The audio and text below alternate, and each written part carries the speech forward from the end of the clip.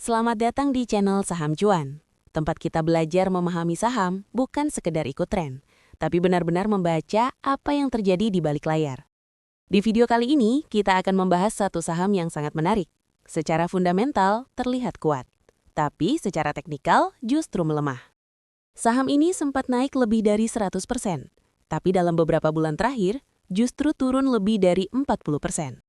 Pertanyaannya sekarang, ini peluang besar atau justru jebakan yang terlihat menarik? Karena di pasar saham, tidak semua yang terlihat murah benar-benar murah, dan tidak semua yang turun layak untuk dibeli. Di video ini, kita akan bedah secara lengkap, mulai dari kualitas bisnisnya, kekuatan keuangannya, sampai membaca pergerakan harga dan psikologi market. Agar Anda tidak hanya melihat angka, tapi benar-benar memahami, apakah saham ini layak dikoleksi atau justru harus dihindari. Jadi, pastikan Anda tonton sampai akhir, karena di bagian penutup, kita akan tarik kesimpulan besar yang bisa mengubah cara Anda melihat saham ini.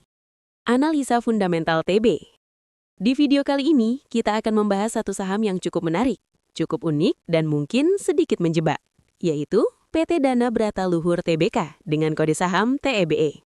Video ini dibuat pada tanggal 4 April 2026, dengan menggunakan data laporan keuangan Q4 tahun 2025 dan harga penutupan pasar 3 April 2026. Dan seperti biasa, pastikan Anda tetap teliti karena bisa saja ada kekeliruan dalam data. Memahami bisnis TB Foundation. Sebelum kita bicara angka, kita harus paham dulu, bisnisnya ini sebenarnya apa? Karena investasi yang baik selalu dimulai dari pemahaman bisnis, bukan dari harga saham. PT Dana Brata Luhur Tbk secara garis besar bergerak di bidang konsultasi manajemen, investasi proyek infrastruktur, jasa penunjang pertambangan, dan juga perdagangan komoditas, mulai dari batu bara, minyak, hingga logam. Kalau kita sederhanakan, TB ini bukan perusahaan operasional biasa, bukan seperti perusahaan tambang murni, bukan juga perusahaan konstruksi biasa. TB ini lebih mirip holding company sekaligus investment company di sektor energi dan pertambangan.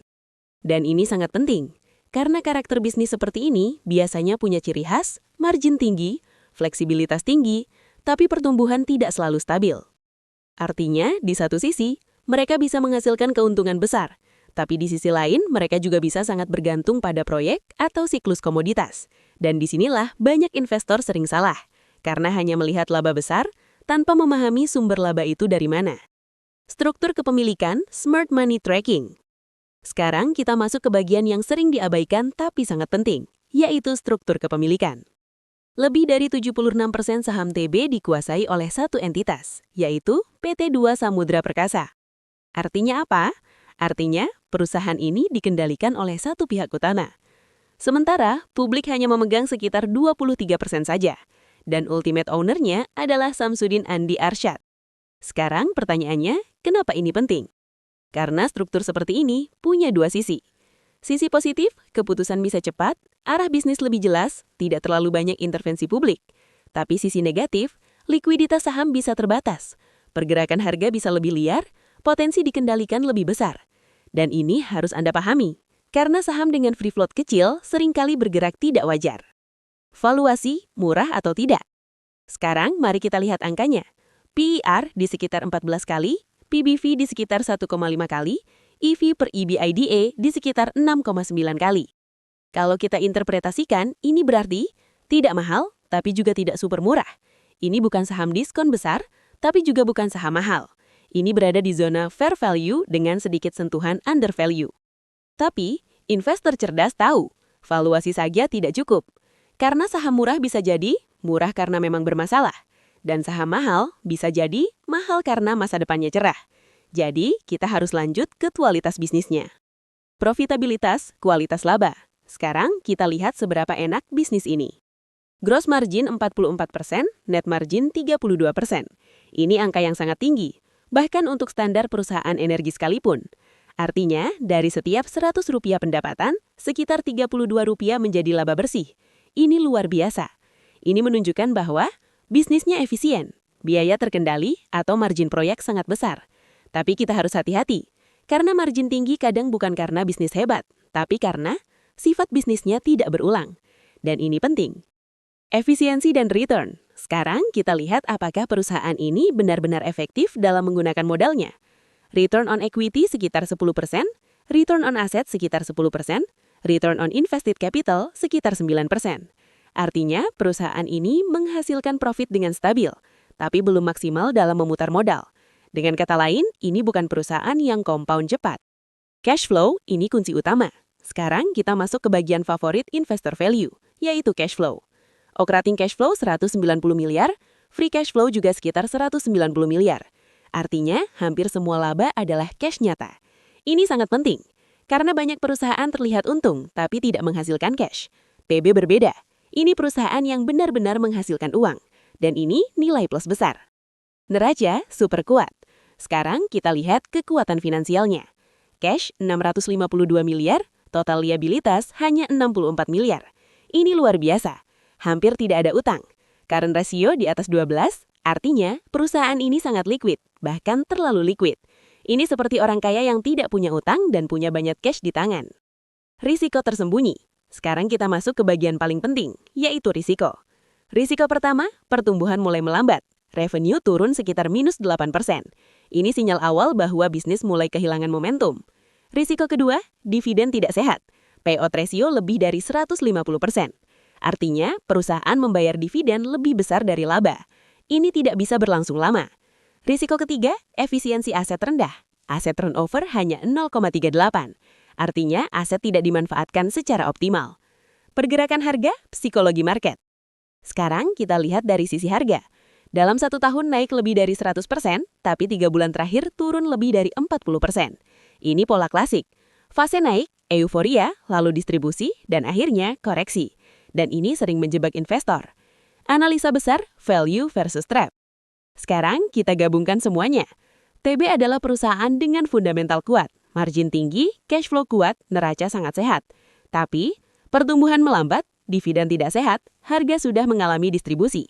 Jadi, apakah ini value atau value trap? Jawabannya tergantung perspektif Anda. Untuk siapa saham ini? Saham ini cocok untuk investor value, investor yang suka cash-rich company. Tapi kurang cocok untuk growth investor atau trader jangka pendek. Analisa teknikal TBA. Sekarang, kita masuk ke bagian yang tidak kalah penting, yaitu analisa teknikal. Karena sebaik apapun fundamental sebuah perusahaan, kalau kita salah timing masuk, hasilnya bisa tetap rugi. Dan di bagian ini, kita tidak akan menebak-nebak, tidak akan berspekulasi, tapi kita akan membaca apa yang sebenarnya dilakukan oleh market. Tren utama. Kalau kita lihat dari chart, hal pertama yang harus kita pahami adalah arah tren. Dan saat ini, TBE berada dalam kondisi downtrend. Kenapa? Karena harga masih berada di bawah MA50 dan juga belum mampu menembus MA200. Selain itu, struktur harga juga menunjukkan lower high dan lower low. Ini adalah ciri paling jelas bahwa arah market sudah berubah. Dari sebelumnya uptrend kuat menjadi tren turun. Area penting. Sekarang kita lihat area penting yang sering menjadi tempat keputusan market. Di atas, kita punya resisten kuat di area sekitar 1550 sampai 1600. Dan di atasnya lagi, ada resisten berikutnya di area 1750 sampai 1800. Ini adalah area di mana banyak trader masih nyangkut. Sementara di bawah, kita punya support di area 1300 sampai 1350. Dan kalau itu jebol, support berikutnya ada di sekitar 1100 sampai 1200. Artinya, selama harga masih tertahan di bawah 1600, tekanan turun masih dominan. RSI, momentum saat ini. Sekarang kita lihat RSI. Saat ini RSI berada di sekitar angka 50-an. Artinya apa? Ini bukan kondisi overbought, bukan juga oversold. Ini adalah kondisi netral. Sebelumnya, RSI sempat turun ke area rendah dan sekarang mulai naik. Tapi, ini belum cukup untuk disebut sebagai momentum bullish kuat. Ini baru rebound, bukan reversal. MACD, sinyal awal atau jebakan? Sekarang kita lihat MACD. MACD mulai menunjukkan tanda-tanda golden cross. Histogram juga mulai berubah menjadi hijau. Sekilas terlihat positif. Tapi hati-hati, karena posisi MACD masih di area bawah dan belum menunjukkan kekuatan besar. Ini biasanya terjadi di fase awal mantulan, yang sering disebut sebagai dead cat bounce. Volume. Siapa yang bermain? Sekarang kita lihat volume. Saat harga turun, volume justru meningkat. Ini artinya ada distribusi. Sementara saat harga naik, volume justru mengecil. Artinya, buyer belum kuat. Dan ini sangat penting. Karena dalam market, yang menentukan arah bukan harga, tapi siapa yang lebih kuat, buyer atau seller. Dan saat ini, seller masih lebih dominan. Psikologi market. Kalau kita gabungkan semuanya, kita bisa membaca kondisi market saat ini. Market sedang berada di fase distribusi menuju konsolidasi lemah, di mana big player kemungkinan sudah mulai keluar di atas. Dan sekarang, harga bergerak tanpa arah jelas. Sementara, retail mulai masuk dengan harapan harga akan naik lagi. Padahal, belum tentu. Skenario pergerakan. Sekarang kita bahas kemungkinan ke depan. Skenario bullish. Jika harga mampu menembus area 1.600 dengan volume besar, maka ada peluang harga akan naik ke area 1.750, bahkan 1.900. Tapi, ini butuh kekuatan besar. Skenario bearish. Jika harga gagal naik dan justru turun menembus 1.300, maka potensi turun masih terbuka ke area 1.200, bahkan bisa lebih rendah. Dan ini lebih realistis saat ini. Skenario sideways. Kemungkinan terbesar dalam jangka pendek. Harga akan bergerak di antara 1.300 sampai 1.600. Ini adalah fase menunggu kepastian arah. Target bijak. Jadi, apa yang harus kita lakukan? Untuk investor, jangan terburu-buru masuk. Lebih baik menunggu harga di area support kuat atau breakout yang jelas. Untuk trader, hindari entry di tengah-tengah, karena di area itu risikonya paling besar. Lebih aman, beli dekat support, jual dekat resisten. Kesimpulan analisa teknikal. Secara teknikal, TBE ini belum menunjukkan tanda pembalikan yang kuat. Yang terjadi saat ini lebih ke arah pantulan sementara, bukan perubahan tren. Dan ini penting, karena banyak investor terjebak di fase seperti ini. Mereka mengira harga sudah murah dan mulai naik. Padahal, tren utamanya masih turun.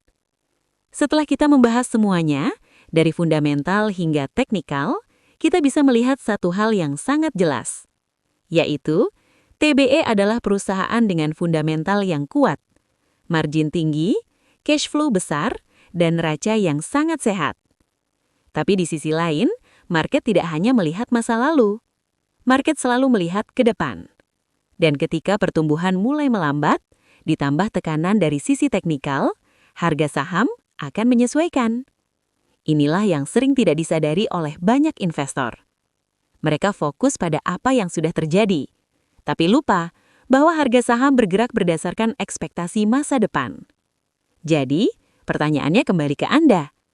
Apakah Anda melihat ini sebagai peluang atau justru potensi jebakan?